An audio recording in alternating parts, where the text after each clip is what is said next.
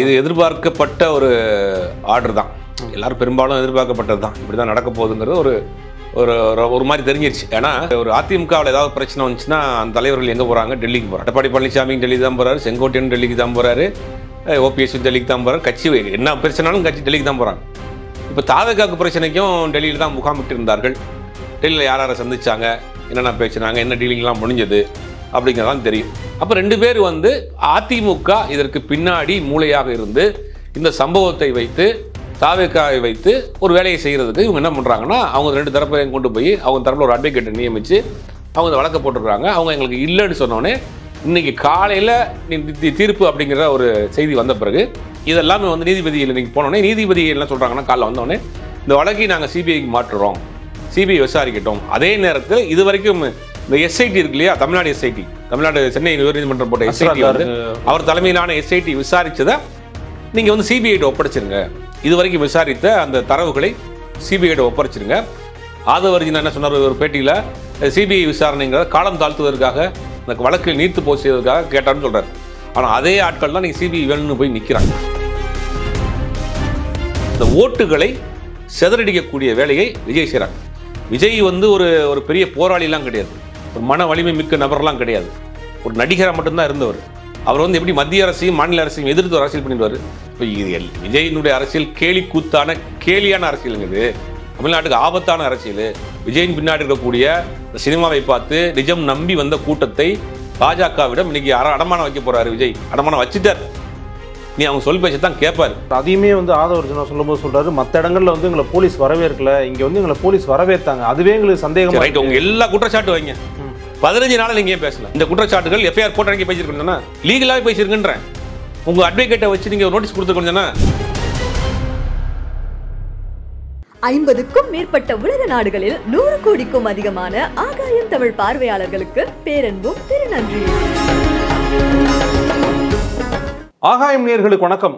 கரூர்ல நடந்த TVK ரேலியினுடைய SID அமைச்சிருந்தாங்க இல்லையா, அது சம்பந்தமா சிபிஐ என்கொயரி கேட்டு தாவேகா தரப்புல உச்சநீதிமன்றத்தில் அவங்க மனு கொடுத்திருந்தாங்க. அதை உச்சநீதிமன்றம் விசாரிச்சுட்டு அவங்களுடைய தீர்ப்புகளை இன்னைக்கு சொல்லியிருக்காங்க. என்ன தீர்ப்புகள் சொல்லியிருக்காங்க, யாருக்கு சாதகமாக அது இருக்கு அப்படின்றது குறித்து பேச போறோம். மூத்த பத்திரிகையாளர் திரு சுபேர் அவர்கள் கூட.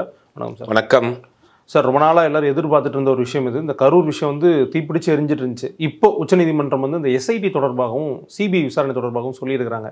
என்ன சொல்லி? இது எதிர்பார்க்கப்பட்ட ஒரு ஆர்டர் தான். எல்லாரும் பெரும்பாலும் எதிர்பார்க்கப்பட்டது தான். இப்படி தான் நடக்க போகுதுங்கிறது ஒரு ஒரு மாதிரி தெரிஞ்சிருச்சு.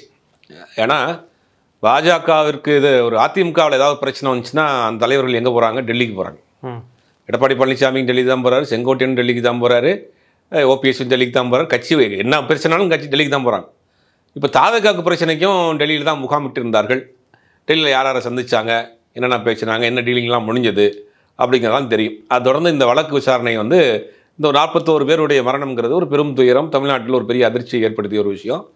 அதே நீதியரசர் செந்தில்குமார், உயர்நீதிமன்ற நீதிபதி செந்தில்குமார் தன்னிச்சையாக அந்த வழக்கை எடுத்து என்ன பண்ணுறாருன்னா, எஸ்ஐடி ஒன்று போகிறார், சிறப்பு புலனாய்வு குழு ஒன்று போகிறாரு. அதில் ஒரு அஸ்ராக் கார்க் தலைமையில் ஒரு டீம் போட்டு இதை விசாரிப்பாங்க அப்படின்னு போடுறாங்க. அது இல்லாமல் தமிழ்நாடு அரசாங்கத்தின் சார்பாக நீதியரசர் அருணா ஜெயசீலன் தலைமையில் ஒரு நபர் ஆணையமும் ஒன்று போட்டிருக்காங்க.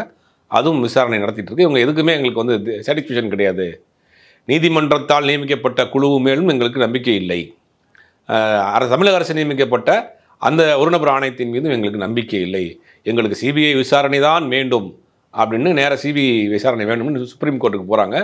அது தாவேகா தரப்பில் ஒரு மனுவும் பாஜக அவருடைய வழக்கறிஞராக இருக்கக்கூடிய ஒரு மனுவும், இந்த பாதிக்கப்பட்ட 2 பேர், அதாவது ஒருத்தர் மனைவியை பறி கொடுத்தவர், ஒருத்தர் தன் மகனை பறி கொடுத்தவர், அவங்க 2 பேர் தரப்புலையும் மொத்தம் 4-5 வழக்குகள் இங்கே வருது.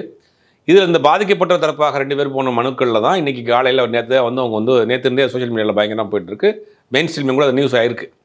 எங்களுக்கு தெரியாமல் எங்கள் பேரில் சுப்ரீம் கோர்ட்டில் இந்த விசாரணையை சிபிஐக்கு மாற்றணும்னு கேட்டுருக்குறாங்க அப்படின்னு அந்த பாதிக்கப்பட்ட மனுதாரராக சேர்க்கப்பட்டவர் பேசியிருக்கிறார். அவர் என்ன சொல்கிறாருன்னா, ஒருத்தவங்க அதிமுகவினுடைய நிர்வாகி, அந்த பகுதியினுடைய இந்த விஷயத்தில் பின்னாடி அதிமுக தான் பெரிய அளவில் கேம் ஆடி இருக்கு.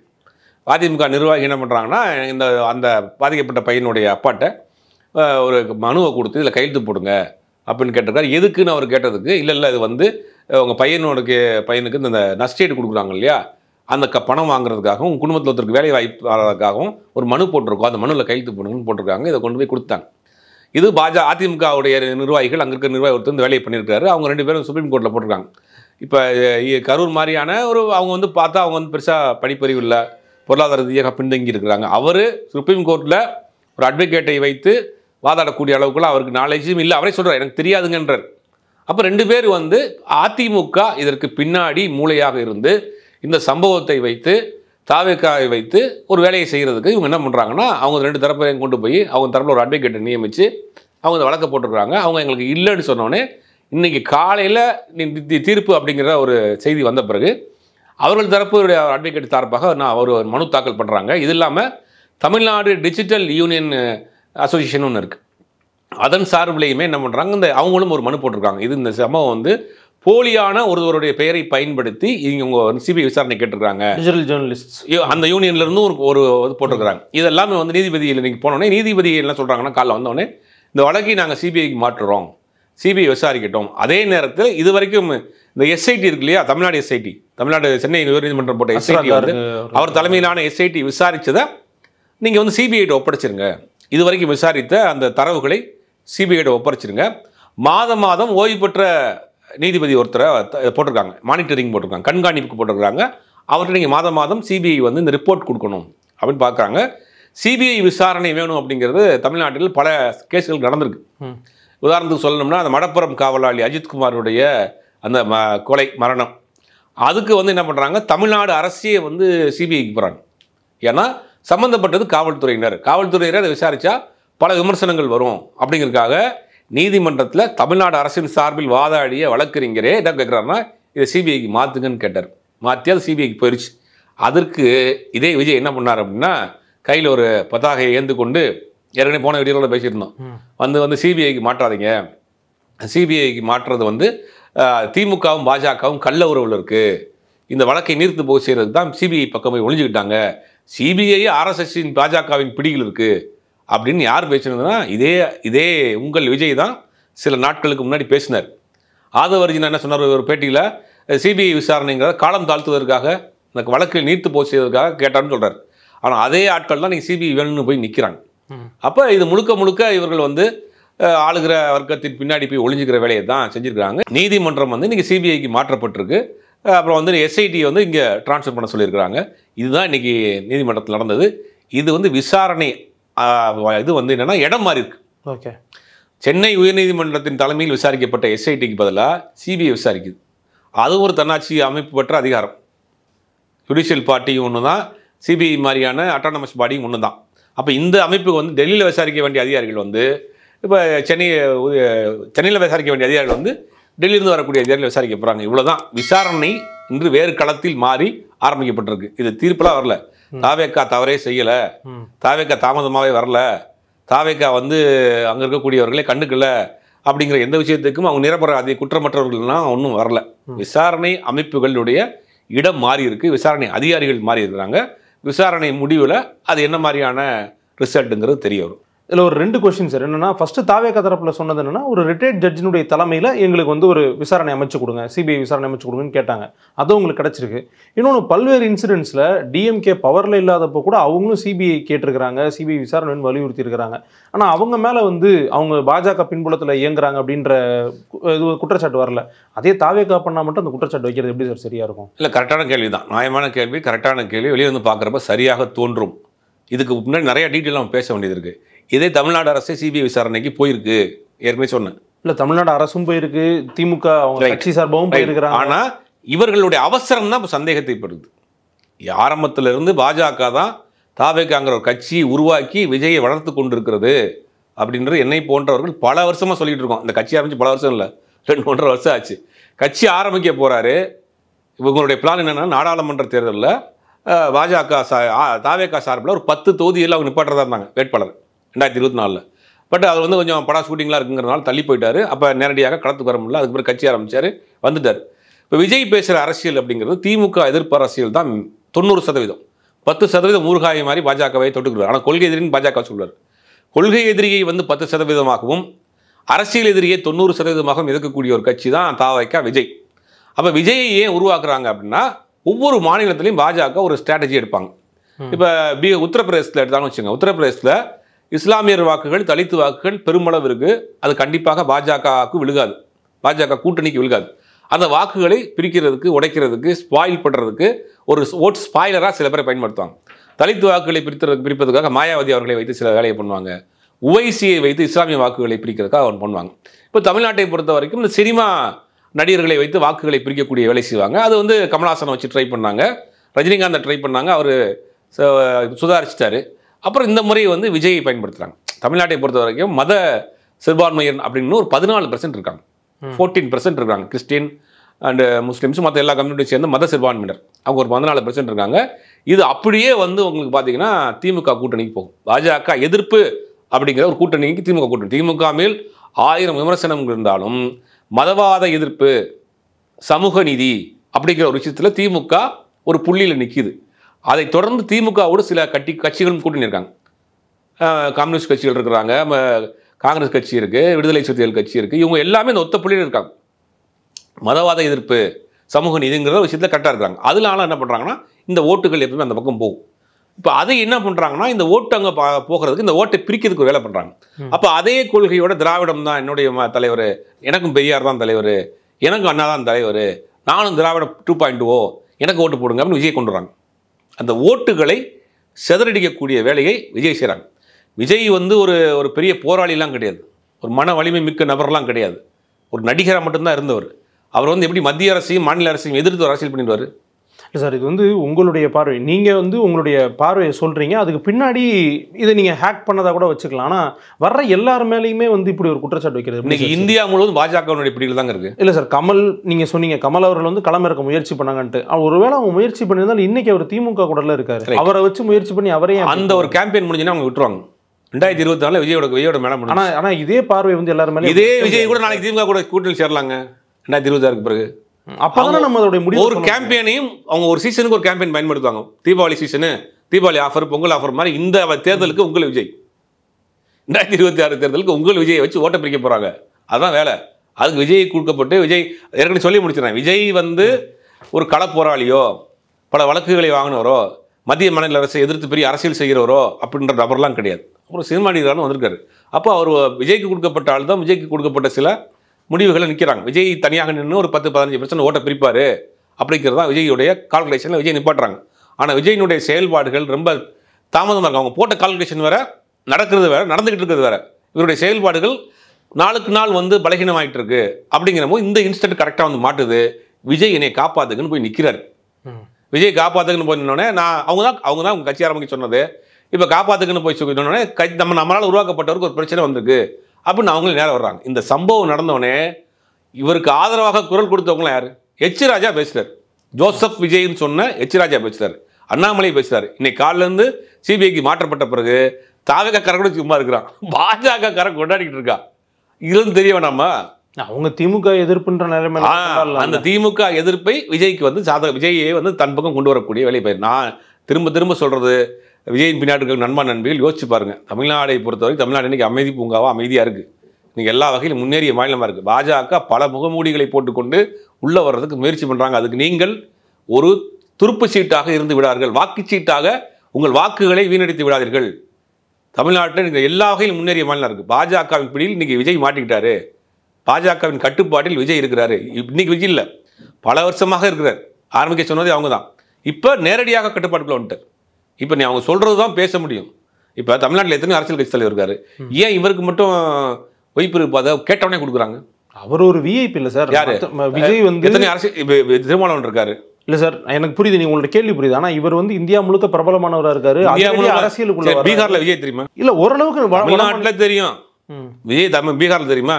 யூபியில் தெரியுமா? டெல்லியில் தெரியுமா? நீங்கள் இந்தியா முழுவதும் ஒரு ஹிந்தி ஸ்டார் மாதிரி, ஒரு பெரிய ஒரு சூப்பர் ஸ்டார் மாதிரி ஒரு 40-50 வருஷமாக இருக்காரு தெரியுமா? தமிழ்நாட்டில் தெரியும், அதிகபட்சமான கேரளாவில் தெரியும், கர்நாடகாவில் தெரியும், சவுத் இந்தியா ஓரளவுக்கு தெரியும். அது வந்து ஆனால் வந்து ஐபி நடிகர் தாங்க, அவள் தாங்க நடிகருடைய பிரபலம். எல்லா நடிகரும் வைப்பு கேட்டாங்களா? இல்லை சார், இவருக்கு வந்து த்ரெட் இருக்குன்னு சொல்லி என்ன த்ரெட்டுங்க? யாருக்கு சொன்னா? இன்டெலிஜென்ஸ் தானே சார். யார் இன்டெலிஜென்ஸ்? யார் எந்த இன்டெலிஜென்ஸ் ரிப்போர்ட் கொடுத்தாங்க? உளவுத்துறை வந்து தமிழ்நாடு உளவுத்துறை கொடுத்தா விஜய்க்கு த்ரெட்டிங் இருக்கு. ஐபி அளவு சொல்லாமலா அவங்க இந்த இவராஜ் கேட்கிறாரு பயந்து போய். அப்படி போட்டிருந்தா தமிழ்நாடு போலீஸே போட்டிருக்குமே உளவுத்துறை. உளவுத்துறை தட்டிங் இருக்குது அப்படின்னா, சரி அப்படி நீங்கள் ஒய்பிரிவு பாதுகாப்பு வாங்கி உங்கள் வீட்டில் யார் ஒரு மொட்டை மாடலில் உட்காந்துனா, உங்களுக்கு பவுன்சர் போட்டிருக்கீங்க, உங்களுக்கு வேலைக்கு ஆள் போட்டிருக்கீங்க, உங்களுக்கு ஒய்பிரிவு பாதுகாப்பு இருக்குது, சிசிடிவி கேமரா இருக்குது, இத்தனைக்கு மீறி ஒருத்தவங்க உங்கள் வீட்டு மொட்டை மாடலில் உட்காந்துருக்காரு, என்ன காரணம்? அப்போ விஜயை இவங்க தான் பேக்கப் பண்ணுறாங்க. விஜயினுடைய அரசியல் கிழமை பாருங்க, ரொம்ப கரெக்டாக இருக்கும். நீங்கள் நான் சொன்ன இந்த விஷயத்தெல்லாம் நீங்கள் பார்த்தீங்கன்னா விஜய் அந்த களத்தை தவிர வேறு அரசியல் பண்ண மாட்டார். தலித் அரசியல், இஸ்லாமிய அரசியல், சிறுபான்மை அரசியல், நோம்பு கஞ்சி குடிக்க போவார், தொப்பி போட்டுக்குவார், நோம்பு கஞ்சி குடிக்கிறதுக்கு வேஸ்ட் சட்டிலாம் கட்டுப்பார், விட்டா சுண்ணத்து கூட பண்ணி போயிருப்பார். ஏன்னா அந்த மாதிரி தான் தொப்பி போட்டுக்குருவார், லுங்கி கட்டிக்கிடுவார், பக்கத்தில் ஒரு புர்கா போட்ட ஒரு பொண்ணை நிப்பாட்டி வச்சுக்கிடுவார். ஆனால் இதே விஜய் வந்து சிஏ பிரச்சனை ப்ரொடக்ஷன் வந்தப்போ என்ன பண்ணார்? இதே இந்தியா முழுவதும் சிஏங்கிற ஒரு பிரச்சனை, இந்தியாவில் இருக்கக்கூடிய இஸ்லாமியர்களை இரண்டாம் தட குடிமக்கனாக்குவதற்காக ஒரு சிஏன்னு ஒரு சட்டத்தை பாஜக கொண்டு வருகிற பொழுது கன்னியாகுமரி டு காஷ்மீர் வரைக்கும் இஸ்லாமியர்கள் வீதியில் இறங்கி மாதக்கணக்கில் போராடினாங்க. தமிழ்நாட்டில் எத்தனையோ ஷாகின்பாக் போராட்டம் நடந்துச்சு. விஜய் என்ன பண்ணார்? அன்றைக்கி ஒரு ஆக்டிவ் பாலிடிக்ஸ்க்கு வரல சார். பாலிடிக்ஸ் வந்தால் தான் நீங்கள் மக்கள் பிரச்சனை பேசுவீங்களா? அரசியல் தான் நீங்கள் செய்யணுமா? மக்கள் பிரச்சனை பேசணுமா? உங்கள் கண் முன்னாடி இன்னைக்கு உங்களுக்கு இஸ்லாமிய பாசம் பொங்குதே, அன்றைக்கி எங்கே போனீங்க? ரொம்ப பல நூற்றாண்டுகள்லாம் கிடையாது, 4 வருஷத்துக்கு முன்னாடி. அப்போ நீங்கள் எங்கே போனீங்க? குறைந்தபட்சம் அவர் பக்கம் நான் நிற்கிறேன். பிரகாஷ்ராஜ் நின்னார் வந்து, எத்தனையோ நாணயப்படையர் நிற்கிறார், வட இந்திய நடிகர்கள் நிற்கிறாங்க. ஒரு ட்விட்டு போட்டிங்களா? ஒரு ஆதரவு தெரிவிச்சிங்களா? இன்றைக்கி நான் உங்களுக்கு திடீர்னு இஸ்லாமிய பாசம் பொங்கி வருது. தலித் சிறுமியை ஒரு பொண்ணை வந்து ஹத்ராஸில் கதற படிச்சு யூபியில் கொண்டு வந்த பணத்தை வந்து அந்த பாடியை வந்து கொடுக்காம டயரை போட்டு எரிச்சாங்களே, அப்போ நீங்கள் என்ன பண்ணீங்க? அப்போ உங்களுக்கு தலித் பாசம் வரலையா? அம்பேத்கர் பாசம் வரலையா? என்ன தெரியுது உங்களுக்கு பாசம்? உங்களுக்கு கொடுக்கப்பட்ட வேலை அது. அந்த ஓட்டை நீங்கள் பிரித்து விடுங்க. அதை உங்களுக்கு இறக்கிக்கிறாங்க இங்கே.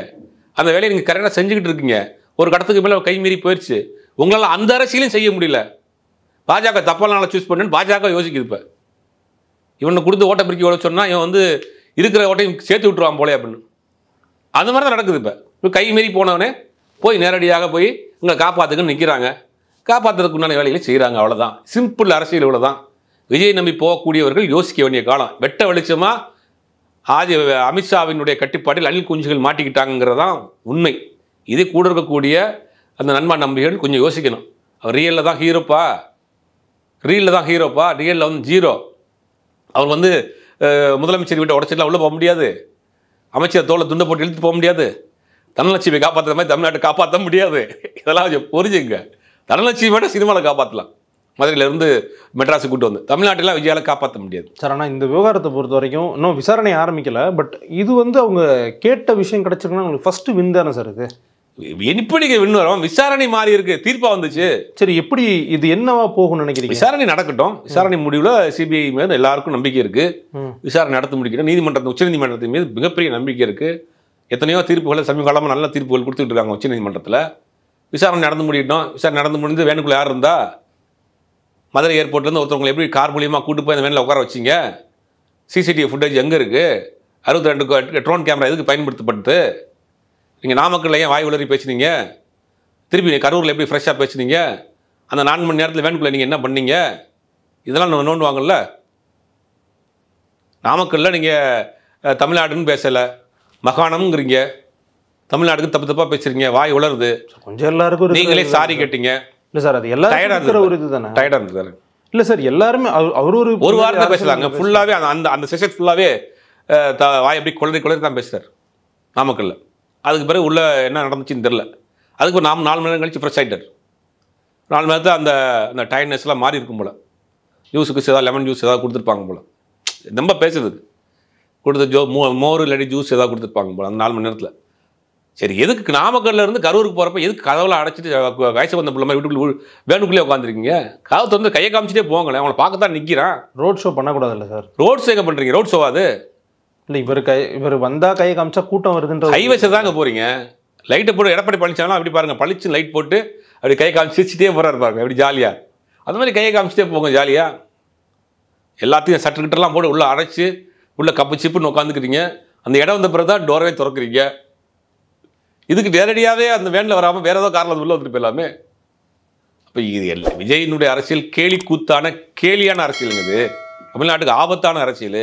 விஜயின் பின்னாடி இருக்கக்கூடிய அந்த சினிமாவை பார்த்து நிஜம் நம்பி வந்த கூட்டத்தை பாஜகவிடம் இன்னைக்கு அடமானம் வைக்க போறாரு விஜய். அடமானம் வச்சுட்டார். நீ அவங்க சொல் பேச்சு தான் கேட்பார். இன்னும் வீரியமாக திமுக எதிர்ப்பார். இதெல்லாம் வந்து இன்னைக்கு பாருங்க, அது கொள்கை எதிரின்றார். கொள்கை எதிரி நீங்கள் எத்தனை % எதிர்க்கிறீங்க? 10% எதிர்க்கிறீங்க.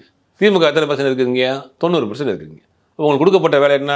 அந்த சிறுபான்மை ஓட்டை பிரிக்கணும். அதுக்காக நிப்பாட்டிருக்கீங்க. பேசிக்காக தான் வந்து ஒரு கிறிஸ்தவங்கிற மாதிரி காமிச்சிக்கிறாரு. இஸ்லாமியர்கள் கூட வச்சுக்கிறாரு. அந்த அந்த சர்க்கிள்குள்ளே தான் அரசியல். அம்பேத்கரை பேசுவார், பெரியாரை பேசுவார். பெரியாரை பேசினா தான் இங்கே ஓட்டு விடும், அம்பேத்கரை பேசினா தான் ஓட்டு விடும், நோம்பு குஞ்சு குடிச்சா தான் ஓட்டு விடும் அப்படின்னு அங்கே இருக்கிறவங்க சொல்லி கொடுத்த அந்த ஸ்கிரிப்டில் பேசுகிறாங்க. இறந்து போனவங்களுக்கு அந்த இடத்தில் நின்று ஒரு வார்த்தை, ஒரு வருத்தத்தை தெரிவிக்க முடியல. அது கூட உங்களுக்கு மேலிட எஜமானன் 3 நாள் 38 மணி நேரம் கழிச்ச பிறகு தான் அந்த எஜமானர்கள் கொடுக்குற அந்த ஸ்கிரிப்டை தான் நீங்கள் படிக்கிறீங்க. ஆனால் அந்த 41 குடும்பத்தையுமே வந்து அவர் தத்தெடுத்துக்க போகிறார். நல்ல விஷயம், பண்ணட்டும் தாராளம் பண்ணட்டும். அந்த அது அப்படியாவது பாவத்தை கழுவிக்கட்டும். அந்த அப்படியாவது பாவத்தை கழுவிக்கட்டும். உங்களை பார்க்க வந்துட்டோம்னா இறந்து போனா நீங்கள் தானே 7 மணி நேரம் காக்க வச்சிக்க. நான் லேட்டாக வருவேன்னு சொல்லி நீங்கள் பல்லு விளக்கிட்டீங்க, குளிக்க போகிறாரு, ட்ரெஸ்ஸு மாற்றிட்டாரு, இங்கே கிளம்பிட்டாரு, நான் வந்துக்கிட்டு இருக்கிறாரு, அங்கே வந்துட்டாருலாம் செய்தி போட தெரிஞ்ச ஊடகங்கள் லேட்டாக வருவார்னு சொல்ல தெரியல. ஏன் சொல்ல தெரியல? நீங்கள் தானே கொடுத்தீங்க. நீங்கள் தான் லைவ் அடிச்சிங்க. நீங்கள் தான் அடிச்சிங்க. சேனல் நீங்கள் தானே பணம் கொடுத்து லைவ் போட சொன்னீங்க. காலையிலேருந்து 7:30 மணிக்கு அங்கே வர்றாரு நாமக்கல்னா நீங்கள் 5 மணிலேருந்து லைவ் ஓடுது. விஜய் கிளம்பிட்டார், விஜய் கிளம்பி வந்துட்டு இருக்கிறாரு, வாசப்படியை தாண்டிட்டாரு, இப்போ தான் பல்லு விளக்க போகிறாரு, இப்போ தான் குளிக்க போகிறாரு, இப்போ தான் 2 இட்லி சாப்பிட்டாரு, அதில் கார சட்னி நல்லா இருக்கு, 1 இட்லி எக்ஸ்ட்ரா சாப்பிட்டாரு, எல்லாம் போட்டிங்கல்ல. ஆனால் 7 மணி நேரம் லேட்டாக வரும்னு ஏன் போடல? நீங்கள் இப்போ வந்துருவாரு அந்த டெம்ப்டை கிரியேட் பண்ணிட்டே இருந்தீங்களே ஊடகங்கள். உங்களை வெக்கமாகவே இல்லையா? இத்தனை பேர் 41 பேர் செத்து போனதுக்கு முக்கியமான காரணங்கள் ஊடகங்களும் காரணம், சில பத்திரிகையாளர்களும் காரணம், சில இன்ஃப்ளூயன்சர்ஸும் காரணம். அங்கே வந்துட்டார், இங்கே வந்துட்டார், தெருக்கி விட போகிறாரு, கிழிச்சிட்டாரு, அப்படி இப்படிலாம் தம்ப்லைனை போட்டு அந்த ஆள்களை டெம்ப்ட் ஏற்றி அவன் சாப்பிடாம தண்ணி குடிக்காமல் நின்று செத்து போயிட்டான் 41 பேர். அந்த கூட்டத்தோடு பார்த்துட்டு போயிருக்கான். நான் சேர மாட்டாங்க. அவன் 7 மணி நேரம் அங்கே நின்று தான் சாவுக்கு காரணம். அந்த 7 மணி நேரம் நிற்க வச்சது யார் காரணம்?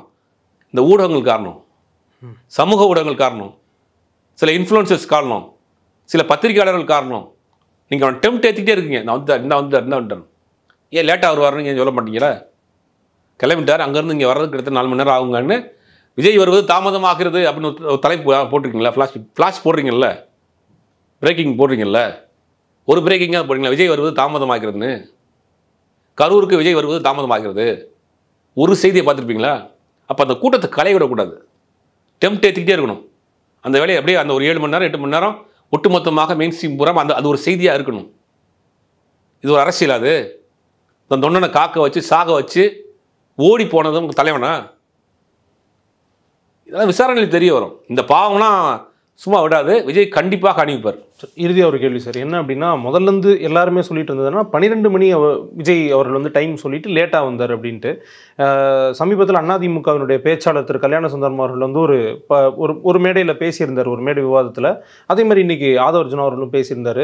இது வந்து அப்படியே ஷிஃப்ட் ஆகி இப்போ 3 to 10 பர்மிஷன் இருக்குது, அதுக்குள்ளே தான் நாங்கள் வந்துட்டு போனோம். இந்த வாதம் மாறிட்டுல, இது நீங்கள் எப்படி பார்க்குறீங்க? இவங்க ஒரு தவறான தகவலை சொல்கிறாங்க. நீங்கள் நீதிமன்றத்தில் கொடுங்கன்றேன். கரூர் போலீஸ் வந்து எஃப்ஐஆர் போட்டிருக்கு. என்ன போட்டிருக்கு? இது வந்து நாங்கள் வந்து அவங்க 1 கிலோமீட்டருக்கு முன்னாடியே நாங்கள் வந்து தடுத்து இங்கேயே பேசுங்க, இல்லையா இங்கேருந்து கேன்சல் பண்ணுங்கன்னு சொன்னாங்களா இல்லையா? எஃப்ஐஆரில் இருக்கா இல்லையா? போலீஸ் அன்றைக்கி ஏன் நீங்கள் 15 நாளாக ஏன் பேசலை? 16 நாளாக ஏன் பேசலை? தப்பான எஃப்ஐஆருங்க அது. எங்கள்கிட்ட சொல்லவே இல்லைன்னு 16 நாளாக வாயில் என்ன வச்சுருந்தீங்க? ஏன் பேசலை? இன்றைக்கி பேசுகிறீங்கல்ல, டெல்லியில் போய் உட்காந்துட்டு பேசுகிறீங்கல்ல, 15 நாளாக தலைமையாக தானே இருந்தீங்க, அப்போ ஏன் பேசலை? இப்போ உங்களுக்கு அவங்க இந்த மாதிரிலாம் பேசுங்கன்னு சொல்லி கொடுத்துருக்காங்க. இது மாதிரி ஏன் பேசலை 15 நாளாக? கரூர் போலீஸ் வந்து அங்கே இருக்க போலீஸ் வந்து உங்கள் மேலே எஃப்ஐஆர் போட்டிருக்காங்க. எஃப்ஐஆரில் சொல்லப்பட்ட குற்றச்சாட்டு, இவங்க தாமதமாக வந்தோடனே நாங்கள் தடுத்து நிறுத்தினோம், இங்கேயே நிகழ்ச்சி நடத்துங்க இல்லாட்டி கேன்சல் பண்ணுங்கன்னு சொன்னோம், அதே மாரி உள்ளே போனாங்க, நாங்கள் பாதுகாப்பு கொடுத்து உள்ளே கூட்டு போனோம், உள்ளே போனோடனே போலீஸ்க்கு அவர் நன்றி சொல்கிறார். இதெல்லாம் பார்த்தோமா இல்லையா சார்? அதையுமே வந்து ஆதவர்ஜுனா சொல்லும்போது சொல்கிறாரு, மற்ற இடங்களில் வந்து எங்களை போலீஸ் வரவேற்கல, இங்கே வந்து எங்களை போலீஸ் வரவேற்றாங்க, அதுவே எங்களுக்கு சந்தேகம். ரைட், உங்கள் எல்லா குற்றச்சாட்டு வைங்க. 15 நாள் நீங்கள் ஏன் பேசலாம்? இந்த குற்றச்சாட்டுகள் எஃப்ஐஆர் போட்டு அன்றைக்கி பேசியிருக்கணும்னா லீகலாகவே பேசியிருக்குன்றேன். உங்கள் அட்வொகேட்டை வச்சு நீங்கள் நோட்டீஸ் கொடுத்துருக்கணும்னா மதுரையில் அந்த அமர்வில் சொல்லியிருக்கலாம்னு சொல்கிறீங்க. அங்கே சொல்லியிருக்கலாம். நீங்கள் எஃப்ஐஆர் போட்டிருக்கீங்கல்ல, ஒரு ப்ரெஸ் ரிலீஸ் கொடுத்துருங்க, நீங்கள் போட்டிருக்க எஃப்ஐஆர் தப்பான எஃப்ஐஆருங்கன்னு. அப்போ உங்களுக்கு பாதுகாப்பாக ஒரு இடத்துல போய் உங்களுக்கு சில உறுதிமொழிகள் கொடுத்த பிறகு அந்த பாதுகாப்பு வளையத்துக்குள்ள உட்காந்துக்கிட்டு இன்றைக்கி என்ன வேணாலும் பேசுகிறீங்க. அதான் பேசுகிறேன். நீங்கள் வந்து ஓடி வெளியே வேண்டாம், ப்ரெஸ் மீட்டை அட்டன் பண்ண வேண்டாம். உங்கள் மேல் வைக்கக்கூடிய குற்றச்சாட்டுகளுக்கு பதில் சொல்வதற்கு 15 நாள் ஆகுது. இதெல்லாம் சந்தேகம் வலுவாக இருக்குது. அப்போ அவங்க அஷூரன்ஸ் கொடுத்துருவாங்க, இந்த மாதிரிலாம் பேசுங்க, இந்த மாதிரிலாம் நடந்துக்குங்க அப்படின்னு சொன்னதுனால பேசுகிறாங்க. இப்போ இன்னொரு முக்கியமான விஷயம், இதே புஷி ஆனந்த் எங்கே இருக்காருன்னு தெரியல பாவம். இந்த புஷி ஆனந்த் வந்து முன்ஜாமீன் கேட்டு நீதிமன்றத்தில் ஒரு பெயில் பெட்டிஷன் ஒன்று தாக்கல் பண்ணுறாரு. அந்த பெட்டிஷன் என்ன சொல்கிறாரு, இது விபத்து, எனக்கு அதுக்கும் சம்மந்தம் கிடையாது, அதை ஆர்கனைஸ் பண்ணுறது வந்து அந்த கரூர் மாவட்ட செயலாளர் தான், ஆல்ரெடி அவனை அரெஸ்ட் பண்ணிட்டீங்க, என்னை விட்டுருங்க, எனக்கு முன்ஜாமீன் கொடுங்கன்னு கேட்குறாரு. இது என்ன உச்சநீதிமன்றத்தில் கேட்குறீங்க, இதில் சதி இருக்குது, இதை விசாரிக்கணும்னு கேட்குறீங்க. இங்கே வந்து விபத்து, அங்கே போனால் சதி. இது எனக்கு தெரிஞ்சு வந்து திமுக சார்பில் இன்னும் கொஞ்சம் ஸ்ட்ராங் இந்த வாதங்கள்லாம் வைக்காம விட்டுருக்காங்கன்னு தெரியல. ரெண்டாவது வந்து ஆதவர்ஜினா மேலே நீதிமன்றமே தன்னிச்சையாக வழக்கு பதிவு சொல்லியிருக்கு. ஏன் இன்றைக்கி கைது பண்ணாமல் இருக்கீங்க? ட்வீட் விவகாரமா? ட்வீட் விவகாரத்துக்கு நீதிமன்றம் தன்னிச்சையாக ஒரு பதட்டத்தை ஏற்படுத்தக்கூடிய வேலை செய்கிறாரு, சட்டமன்ற கெடுக்கக்கூடிய வேலை செய்கிறாரு, இவர் மீது வழக்கு பதிவு பண்ணுங்க அப்படின்னு நீதிமன்றம் சொல்லியும் கூட இன்றைக்கி ஓப்பனாக நின்று பேட்டி கொடுத்துட்டு இருக்கிறார் ஆதவர்ஜினாவை. இதே சாமானியமாக தான் ஃபேஸ்புக்லேயோ ட்விட்டர்லேயோ ஒரு ட்வீட்டை போட்டு ஓடிட முடியும், விட்டுருவீங்களா? அப்போ இந்த விஷயத்தில் தமிழக அரசு ஒன்றும் கடுமை காட்டாமல் இருக்குமோ அப்படிங்கிற ஒரு சந்தேகம் வலுவாக இருக்குது. Okay sir. இதுக்கு அடுத்தது இது எப்படி போகுது இந்த விசாரணை? அது மட்டும் இல்லாமல் நீங்கள் சொன்ன அந்த பெயில் பெட்டிஷனும் பாக்கி இருக்குது, அதில் நீதிமன்றம் என்ன சொல்லுதுன்றதை பார்த்துட்டு பேசலாம். நன்றி சார்.